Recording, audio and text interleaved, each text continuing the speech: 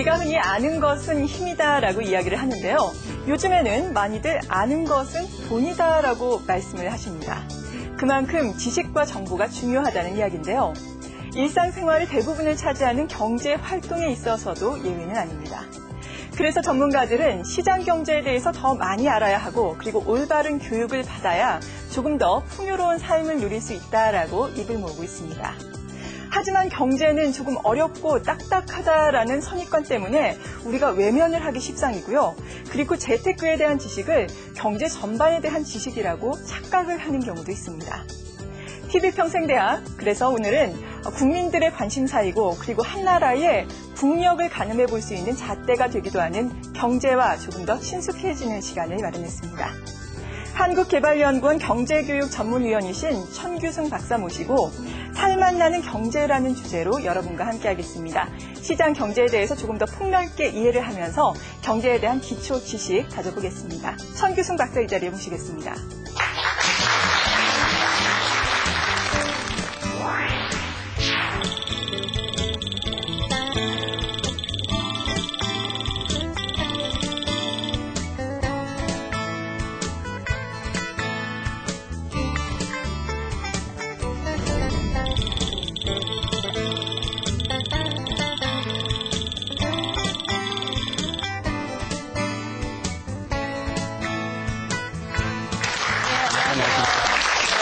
반갑습니다. 네, 반갑습니다. 네, 제가 앞서서 우리가 경제에 대해서 생각을 한다면은 재테크를 먼저 떠올린다라고 말씀을 드렸는데요. 재테크 그리고 경제에 대한 지식 분명 좀 다른 거겠죠? 재테크는 이제 돈 버는 기술이죠. 돈 버는 기술이 있으면 물론 좋겠지만 네.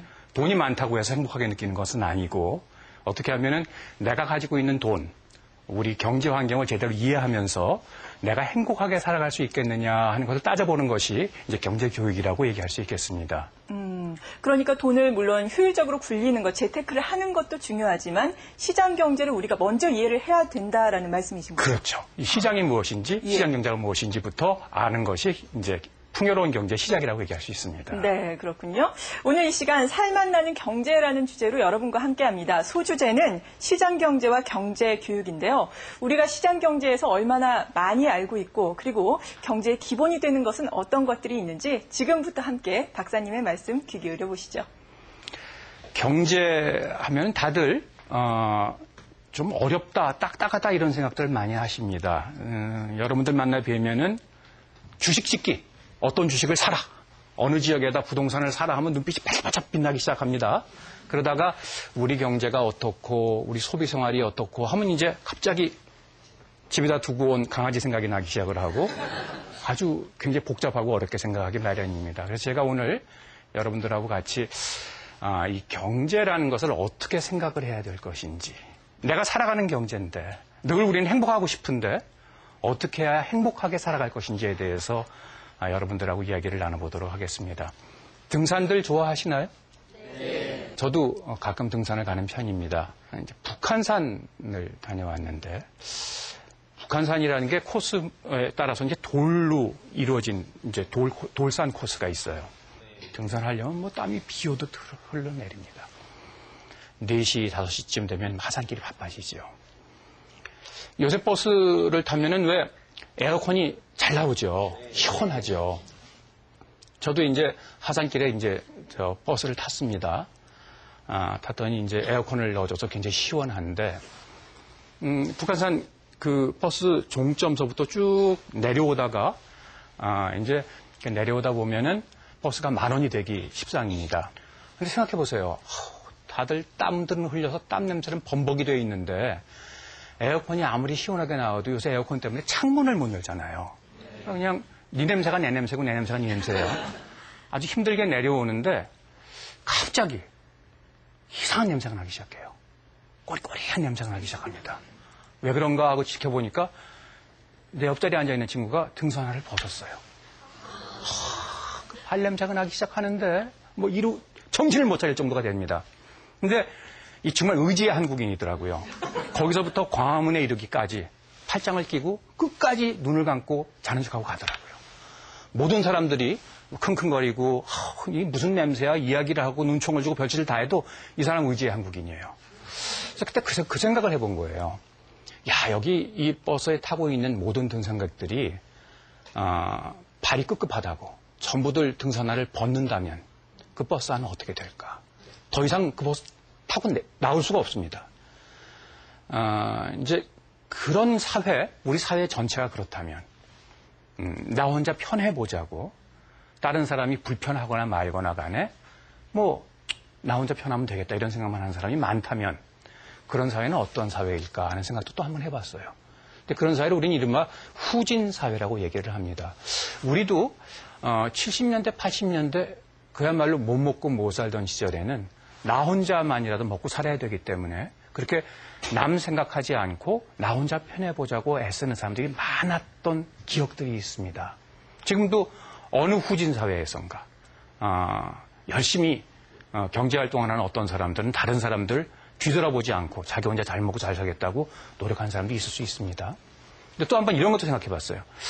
우리 집에 들어가는 골목길이 굉장히 어둡습니다. 그래서 집에 들어가다가 밤만 되면은 혹시 돌부리에라도 차에서 넘어질까 아니면은 불량배라도 숨어 있다가 이렇게 튀어나오면 어떻게 되나 걱정이 돼가지고 그래서 이제 담벼락에다가 가로등을 하나 설치를 했어요. 오로지 나만을 위해서 우리 가족만을 위해서 가로등을 설치해 놓은 건데 천만 뜻밖에도 그 골목길에 있는 동네 모든 사람들이 가로등의 혜택을 보는 거예요. 혹시 여러분들 중에 우시 계십니까? 제가 우리 동네 우서방을 굉장히 미워해요. 왜 미워하냐면은 골목길 어귀에다가 꼭 자기 차를 세워놔요. 그럼 이제 제가 자전거라도 타려고 골목길을 나가다 보면 있잖아요. 사람 몸이 한 사람이 간신히 빠져나가야 되기 때문에 자전거를 짊어지고 이고 내려가야 됩니다. 그래서 몇 차례 부탁을 했어요. 그 사람 그때마다 그렇게 하겠습니다 해놓고선 또 거기다 세워놔요. 그러니까 너무 늦게 밤늦게 오기 때문에 주차할 공간이 없으니까 꼭 거기다 세워놓는 거거든요. 그래서 제가 이 우서방이 미워가지고 우서방 들어올 때만 가로등을 꺼볼까도 생각을 해봤어요. 왜냐하면 우서방도 그 가로등의 혜택을 받게 되잖아요. 그렇죠. 근데 우서방 들어올 때 가로등을 끌려면 제가 밤에 잠 안 자고 가서 기다리고 서 있어야 되거든요. 그렇잖아요. 그러니까 나는 오로지 나만을 위해서 우리 가족만을 위해서 뭔가를 열심히 해놓았는데 그 혜택을 내가 싫어하는 사람조차도 누리게 되더라. 그런데 우리 사회 전체가 그렇다면 그럼 어떨까 이런 생각을 해본 거예요. 누구든지가 열심히 자기만을 위해서 열심히 경제생활을 했는데 그 경제생활을 한 결과를 많은 사람도 다 같이 함께 누리게 된다면 그 사회가 얼마나 좋은 사회가 될 것인가.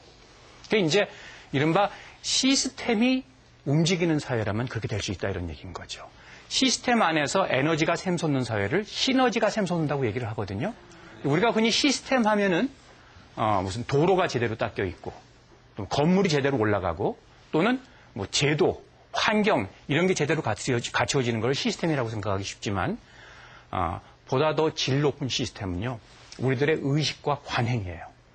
의식과 관행이 선진화되어 있다면 그래서 내가 더 이상 남에게 불편을 끼치는 일 조금 전에 말씀드린 것처럼 등산을 하고 내려와서 버스 안에서 등산화를 벗고 있는 그런 행동을 하게 되면은 나는 좀 편할지 모르지만 내 마음이 너무 불편해서 또는 사회적으로 도저히 용납이 되지 않는다는 그런 시스템이 관습과 또는 의식이 형성이 되어 있다면은 그럼 모든 사람들이 행동하는 것이 다른 사람들의 유익을 끼칠 수 있을 것이다.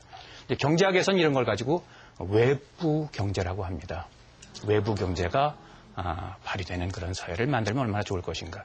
지금 여러분들하고 하고 싶은 이야기는 이렇게 여러분들이 열심히 살고 제가 열심히 살지만 그 혜택을 많은 사람들하고 같이 누리게 되는 그런 살맛 나는 세상에 대해서 이야기를 나눠볼까 합니다.